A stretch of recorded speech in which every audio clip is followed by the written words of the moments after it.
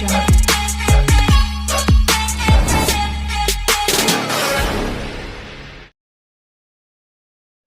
Hi friends, welcome back to our channel. ఈరోజు అయితే మనం లేట్ చేయకుండా రెసిపీలోకి వెళ్దాం ఫ్రెండ్స్. ఈరోజు అయితే ఎగ్ పప్పు అయితే తయారు చేస్తున్నాము. తయారు విధానంలోకి వెళ్దాం.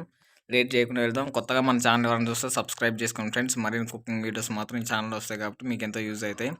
ముందుగా అయితే మనకు కావాల్సినంత పిండి అయితే తీసుకోవాలి ఫ్రెండ్స్. చూడండి, నేను ఏ విధంగా చూపిస్తున్నాను అదే విధంగా చేయండి. తర్వాత కావాల్సిన కొద్దిగా వాటర్ అయితే వేసుకొని మొత్తాన్ని మిక్స్ చేసుకోవాలి ఫ్రెండ్స్. నేను చూపిస్తాను కదా, ఈ విధంగా అయితే మొత్తం మిక్స్ చేసుకోవాలండి. వాటర్ ప్లస్ పిండి మొత్తం కలవాలి కాబట్టి ఆ విధంగా స్పూన్ తోటి అటు ఇటు కలుపుకోవాలి ఫ్రెండ్స్. కలుపుకునేది రెడీ అయింది. తర్వాత పిండి అనేది ఆయిల్ అయితే కలుపుకొని రౌండ్ గా చేసుకోవాలండి. ఆయిల్ వేసుకొని మొత్తం అనేది కలుపుకుంటే మెత్తగా స్మూత్ గా రావడానికి స్మూత్ గా అనేది వస్తాయండి, లేకపోతే ఇబ్బంది అయితే. కాబట్టి పిండి అనేది బాగా మెత్తగా కలుపుకోవాలి.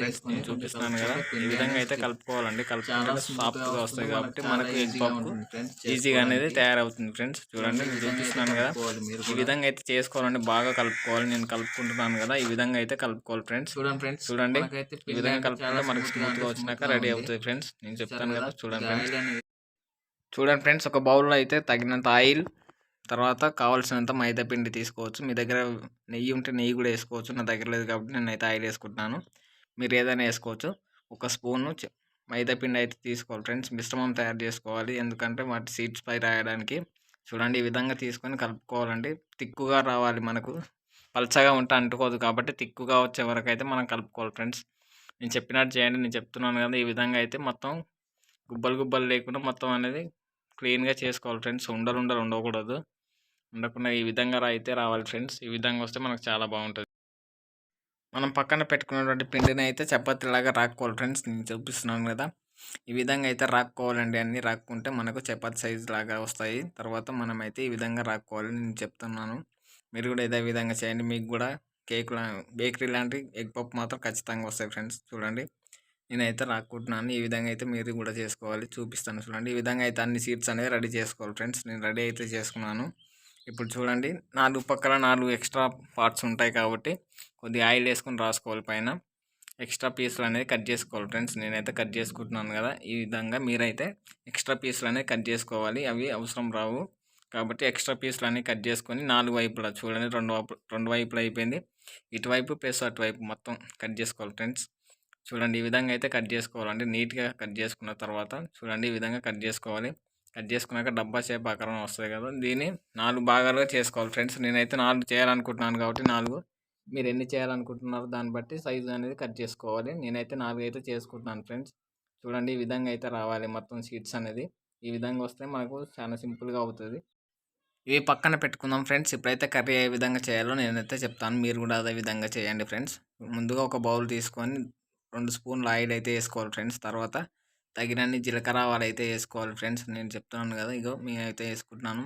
ఇవైతే వేడే దగ్గర కొంచెం అటు ఇటు కలుపుకోవాలి ఫ్రెండ్స్, ఎందుకంటే మాడిపోకూడదు కాబట్టి కొద్దిగా లైట్గా స్పూన్తో అటు ఇటు కలుపుకోవాలి. కలుపుకుంటే నేను చూపిస్తున్నాను కదా, ఈ విధంగా అయితే కలుపుకోవాలి ఫ్రెండ్స్. చూడండి, ఈ విధంగా కలుపుకుంటే మాడిపోవు మనకైతే. ఆ తర్వాత ఆనియన్స్ అనేది వేసుకోవాలి దీంట్లో. చూడండి, నేను చెప్తున్నాను కదా, ఈ విధంగా ఆనియన్స్ అయితే వేసుకోవాలి ఫ్రెండ్స్. ఇవి కూడా అటు ఇటు కలుపుకోవాలి. బ్రౌన్ కలర్ వచ్చే వరకు అటు ఇటు అయితే కలుపుకోవాలి ఫ్రెండ్స్. ఇవి వచ్చాక తగినంత పసుపు నేను చూపిస్తాను చూడండి. తగినంత పసుపు ఫ్రెండ్స్. తర్వాత మసాలాలు కూడా వేసుకుంటున్నాను నేను. ఇదైతే పసుపు వేసుకొని అటు ఇటు కలుపుకోవాలి, ఎందుకంటే పసుపు వాసన రాకుండా అటు ఇటు అయితే కలుపుకోవాలి ఫ్రెండ్స్. తగినంత ఉప్పు అయితే వేసుకుంటున్నాను ఫ్రెండ్స్ నేను. చూడండి, తర్వాత మసాలాలు కూడా ఒకేసారి వేసుకుంటున్నాను. మీరు ఒకేసారి అయినా వేసుకోవచ్చు, తర్వాత అయినా వేసుకోవచ్చు ఫ్రెండ్స్. నేనైతే ఇప్పుడు వేసుకుంటాను. తగినంత కారం కూడా అయితే వేసుకొని మొత్తం అనేది మిక్సింగ్ అయితే చేస్తున్నాను ఫ్రెండ్స్. చూపిస్తున్నాను కదా, ఈ విధంగా అయితే కలుపుకోవాలండి. కలుపుకుంటే మనం వేసిన ఐటమ్స్ అనేవి వాటికి బాగా కలుపుతాయి. చూడండి, నాకైతే రెడీ అయింది కదా, నేనైతే సీడ్స్ పై అమర్చుతున్నాను ఫ్రెండ్స్.